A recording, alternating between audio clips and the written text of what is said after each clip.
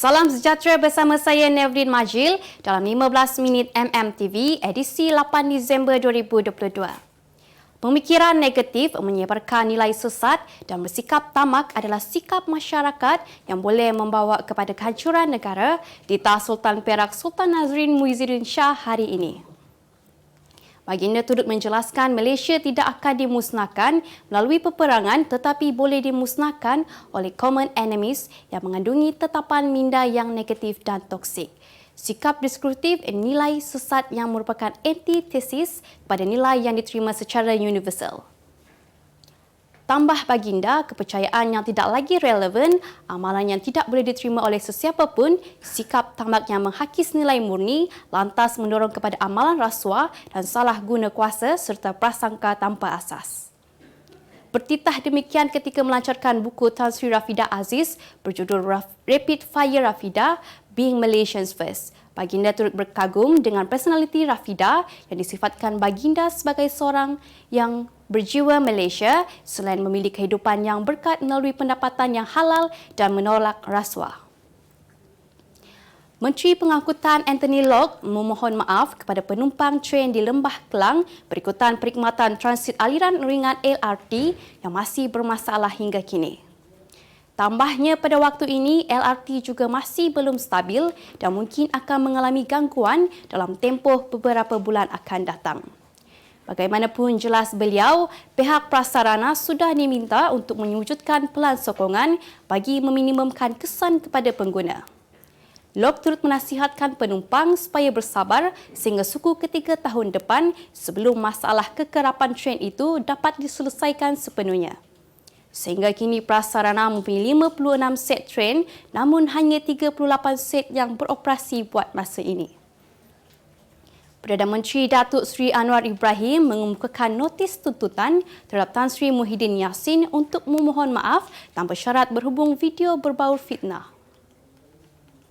Notis tuntutan ini berikutan dakwaan bahawa pengerusi Pakatan Harapan itu menerima bayaran 15 juta ringgit sebagai penasihat ekonomi Selangor.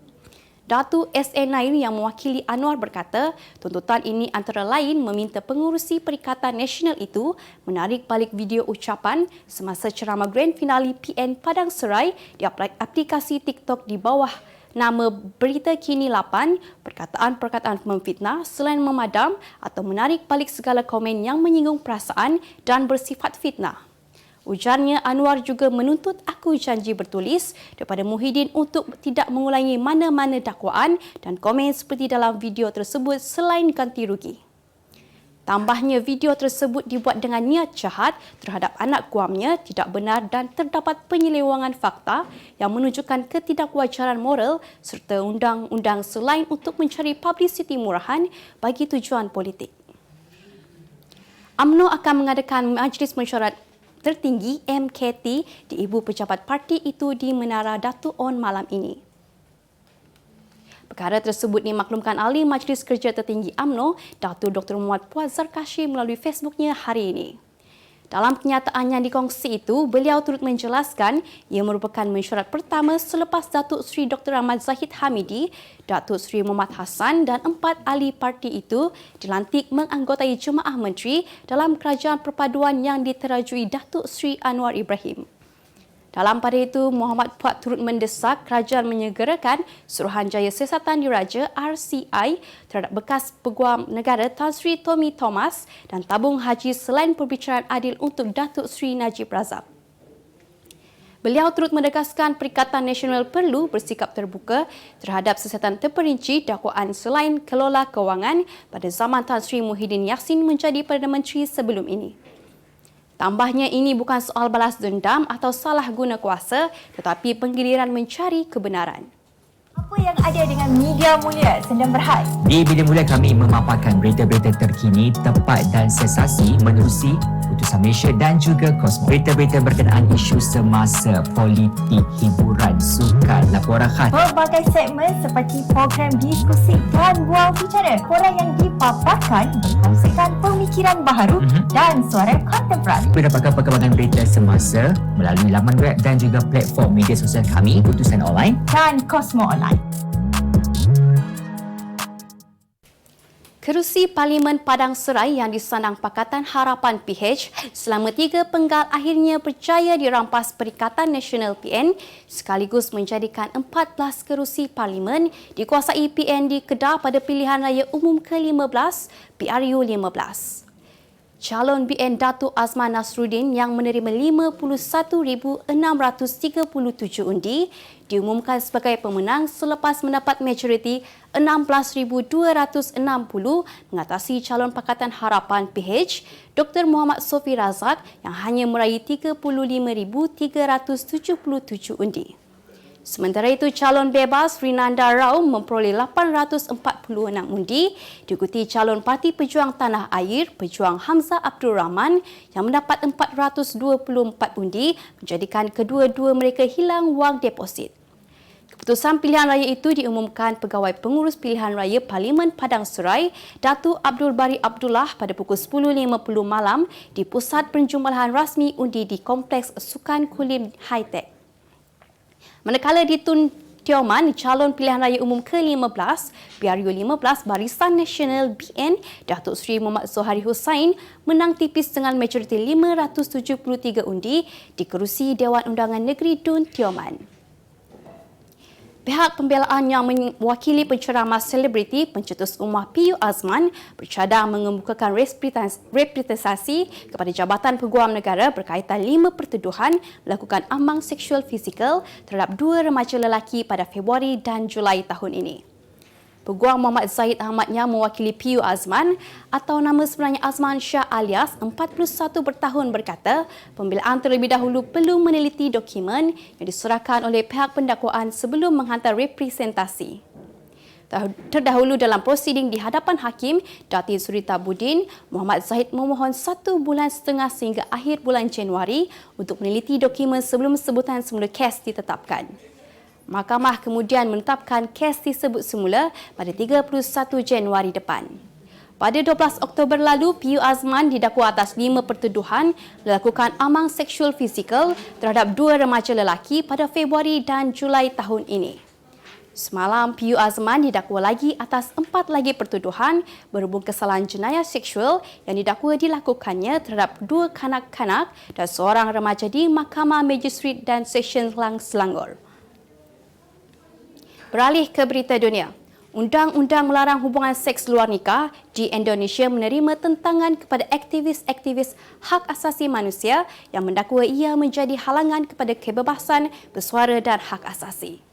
Rang undang-undang tersebut diluluskan kemarin selepas 3 tahun ditangguhkan Presiden Joko Widodo. Jokowi berikutan protes besar-besaran sebelum ini. Sementara itu, Timbalan Pengarah Human Rights Watch bahagian Asia, Phil Robertson berkata, peruntukan undang-undang baharu itu bersifat menindas kerana ia membuka pintu kepada pencerobohan privasi. Amerika Syarikat AS malam turut menyuarakan rasa tidak bersetuju dengan mendakwa undang-undang baharu itu akan memberi kesan kepada pelaburan di negara dengan majoriti penduduk beragama Islam itu. Beberapa artikel utama kod yang baru diluluskan itu ialah mengkategorikan seks sebelum nikah atau sebelum berkahwin sebagai kesalahan jenayah, begitu juga bersekedudukan dengan pasangan yang belum berkahwin.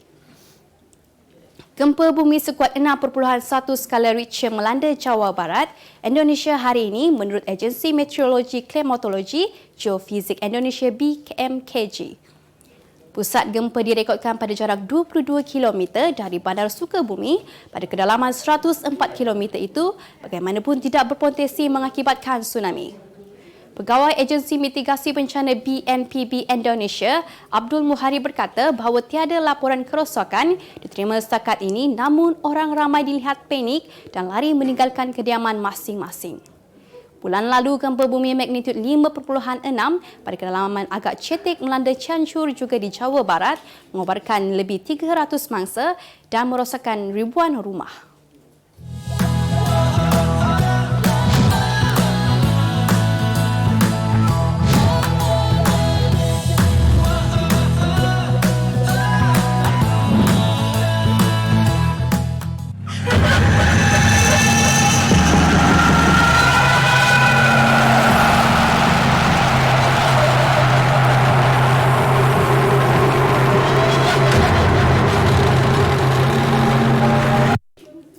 Berita ekonomi. Malaysia diunjurkan kurang terjejas oleh faktor eksogen dan kemelesetan global yang diramalkan tahun depan berikutan keluaran dalam negara kasar KDNK yang kurang bergantung kepada perdagangan bersih dan pelancongan berbanding ekonomi membangun lain di ASEAN. Menurut Institute of Chartered Accountants in England and Wales ICAEW, permintaan domestik pada tahun ini dijangka menyumbang peratusan tertinggi kepada KDNK dalam tempoh 2 dekad yang lalu. Bagaimanapun, katanya Malaysia mempunyai satu daripada nisbah hutang kasar kerajaan kepada KDNK tertinggi di rantau ini. Menurut ICAEW, inflasi menjejaskan banyak pihak pada skala global disebabkan oleh pelbagai faktor sosioekonomi, terutamanya konflik Rusia-Ukraine dan gangguan rantaian bekalan. Tambahnya, walaupun terdapat petunjuk jelas bahawa kemelesetan akan berlaku, Asia dijangka berdiri kukuh di tengah-tengah unjuran yang suram. Malaysia Airport Holdings Berhad MAHB memperkasakan tahap kesiapsiagaan lapangan terbang menghadapi bencana udara menerusi pertaulihan seramai 57 orang pegawai dan anggota baru Perkhidmatan Bomba dan Menyelamat Lapangan Terbang AFRS. Dalam majlis pembarisan tamat latihan asas atau Passing Out Parade POP siri ke-11 itu, seramai 9 kadet ditauliahkan sebagai pegawai AFRS, manakala seramai 48 rekrut lain ditauliahkan sebagai anggota AFRS. Majlis pemeriksaan pembarisan itu disempurnakan oleh Pengerusi Besar Kanan MAHB Muhammad Arif Jaafar dan Pengurus Besar AFRS Muhammad Hidayat Ismail. Dalam majlis pertauliahan itu, Felix Fizli Wellison merangkul anugerah keseluruhan terbaik bagi kadet manakala Muhammad Fikri Arman bagi keseluruhan rekrut dan diikuti oleh Ahmad Azman Salim Samani, anugerah terbaik akademik, Syafaatul Rahim Ibrahim, anugerah terbaik kemahiran kebombaan, Muhammad Afif Najmi Abdul Rahim, anugerah terbaik kawat kaki dan Muhammad Nur Faiz Muhammad Zaini, anugerah terbaik kecergasan. Berita sukan. Kejohanan jelajah dunia akhir Persekutuan Badminton Dunia BWF di Bangkok, Thailand menjadi igawan buruk buat pasangan juara dunia Aaron Chia dan Su Huiyik pada perlawanan pertama peringkat kumpulan mereka semalam. Pasangan nombor 4 dunia itu sekali lagi tewas kepada juara dunia 3 kali, pasangan Muhammad Ahsan dan Hendra Setiawan dari Indonesia 12-21, 15-21 pada perlawanan kumpulan B di Arena Nymburk malam tadi. Dengan hanya 2 pasangan terbaik setiap kumpulan layak ke separuh akhir, Aaron dan Huiyik kini perlu memenangi baki 2 perlawanan peringkat kumpulan iaitu menentang pasangan Liu Yu Chen dan Oh Xuanxi dari China dan Kim Astrup, Anders Sakarup Rasmussen dari Denmark pada Khamis dan Jumaat.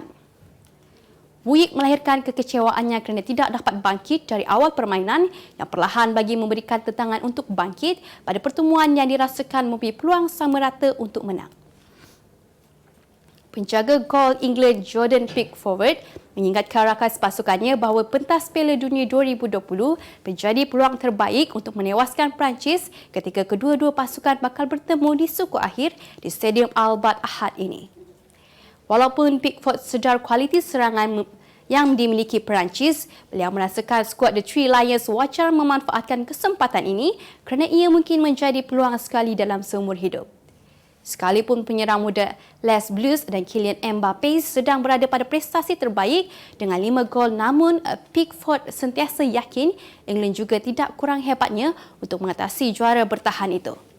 Aksi dengan Perancis kali ini bakal menjadi cup ke-50 buat Pickford, kini turut berada pada tahap terbaik apabila tidak bolos dalam 3 aksi terakhir.